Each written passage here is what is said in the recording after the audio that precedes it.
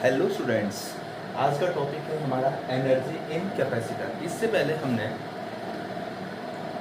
दो छोटे टॉपिक पढ़े थे, जिसमें हमने पढ़ा था कि कैपेसिटर है क्या, और दूसरे केस में हमने पढ़ा था कि कैपेसिटर में जो चार्ज होता है या कैपेसिटेंस जो है वो किस पे डिपेंड करता है।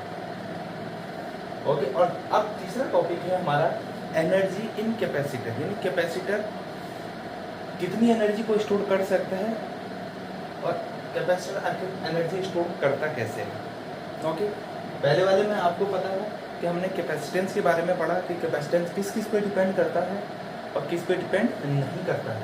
तो वहाँ पे हमने देखा कि जो कैपेसिटेंस है वो कैपेसिटेंस क्या होता है कि epsilon naught epsilon R A upon D, यानी ये किस पे डिपेंड कर रहा था, epsilon naught epsilon R A upon D. Okay, और इसी केस में हमने किसी भी कैपेसिटर का किसी भी कंडक्टर का हमने क्या निकाला था, अगर किसी भी कंडक्टर पे हम चार्ज देते हैं, किसी भी स्फेरिकल कंडक्टर पे अगर हम चार्ज देते हैं तो उसका हमने जो कैपेसिटेंस निकाला था वो क्या था, 4 pi epsilon naught into R. और अगर हम इसी केस में अगर अर्थ को एक स्फीयर मान लें, तो अगर हम यहाँ पे देखें तो अर्थ का कैपेसिटेंस हम निकाल सकते हैं। वो कैसे, अगर 1/4 पाई एप्सिलॉन नॉट की वैल्यू 9 × 10⁹ तो 4 पाई एप्सिलॉन नॉट की वैल्यू क्या होगी, 1/9 × 10⁹। और अगर अर्थ का रेडियस देखें, अर्थ का रेडियस कितना होता है, 6300 किलोमीटर।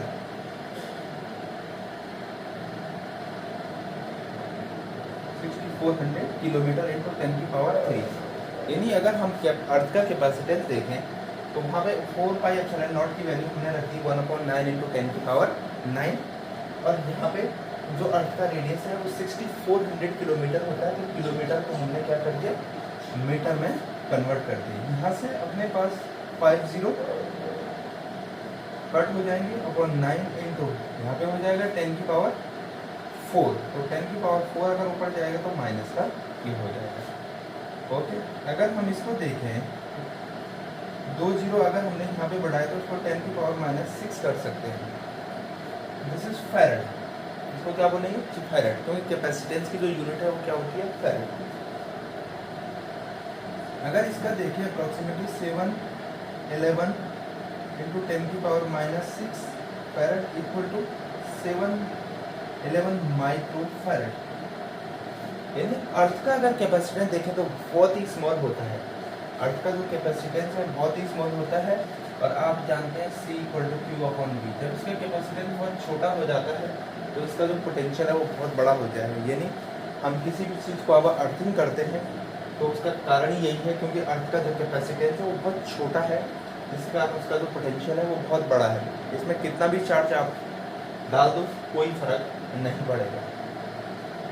अब यहाँ पे दूसरा टॉपिक हमारे पास है एनर्जी इन कैपेसिटर। कैपेसिटर में कितनी एनर्जी स्टोर होती है और किस तरह से। अगर हमने दो न्यूट्रल प्लेट ले ली है, यहाँ पे एक प्लेट ये है, एक प्लेट है। अब हमने क्या किया, किसी एक प्लेट से स्मॉल d की चार्ज को तोड़ के इस प्लेट पे ले आए, तो इसका मतलब है इन दोनों प्लेटों पे आप क्या हो जाएगा, चार्ज आ जाएगा। तो इन दोनों प्लेटों पे क्या हो जाएगा, +Q और -Q इस तरह से। और इलेक्ट्रिक फील्ड की जो डायरेक्शन होगी वो कहाँ पे होगी, प्लस से माइनस।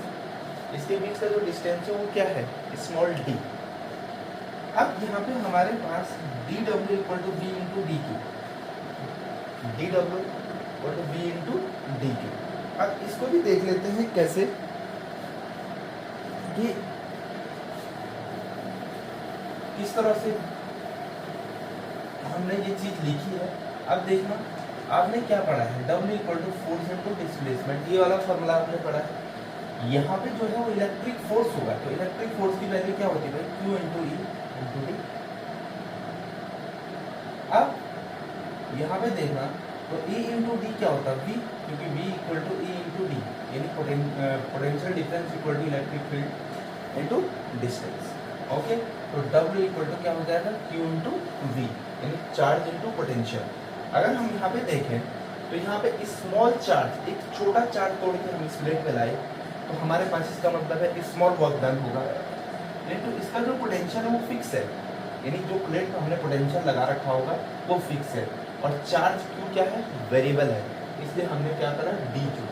यहाँ पे चार्ज टूट टूट के इस प्लेट पे आ रहा है।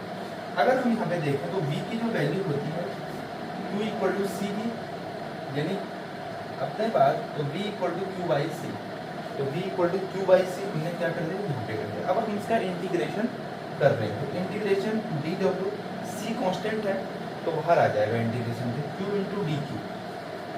अब q का क्या हो जाएगा, q इंटू डी क्यू यानी क्यू स्क्वायर बाई टू, क्योंकि x dx का इंटीग्रेशन जो होगा वो x स्क्वायर बाई टू होगा। ओके, तो q स्क्वायर बाई क्या हो जाएगा 2c। इसी को हम क्या बोलेंगे, इलेक्ट्रोस्टैटिक पोटेंशियल एनर्जी। अब आप यहाँ पे q की जगह क्या रख दिए c इंटू वी, तो c स्क्वायर v स्क्वायर आ जाएगा, एक c से एक c कट गया तो क्या हो जाएगा हाफ सी वी स्क्वायर हो जाएगा। अब इसको भी तोड़िए सी वी इंटू वी, तो सी वी की जगह क्यू वी, तो इसके अगर तीन फॉर्मूले हैं Q square by two C, half C V square और half Q into we.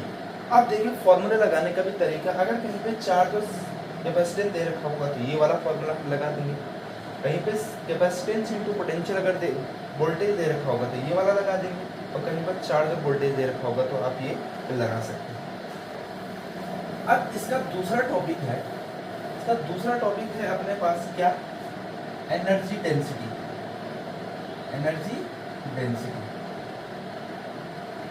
Energy density होती है टोटल एनर्जी अपॉन वॉल्यूम, यानी एक यूनिट वॉल्यूम में कितनी एनर्जी होती है उसी को हम एनर्जी डेंसिटी बोलते हैं। और टोटल एनर्जी कितनी आई अपने पास, half C V square, half C V square upon this is voltage, this is volume, तो अपने पास यहाँ पे हो जाएगा half C V square upon volume का हम क्या लिखेंगे ए इंटू डी, यानी एरिया इंटू डिस्टेंस। अब अपने पास क्या होगा भाई, हाफ इंटू यहाँ पे अपने पास लिखेंगे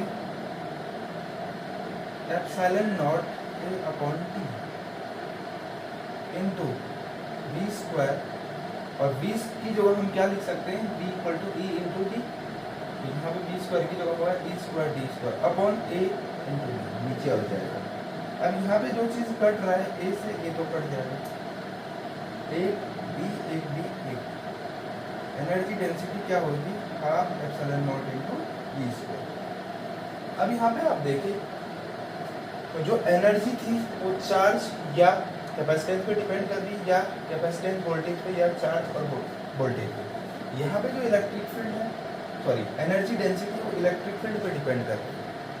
अगर कोई मीडियम होगा तो उस पर क्या हो जाएगा, डिपेंड हो जाएगा। ठीक है, तो आज का टॉपिक हमारा ये था, फिर एक टॉपिक और लेके आएंगे कैपेसिटर, तब तक आपके देखिए। Thank you very much.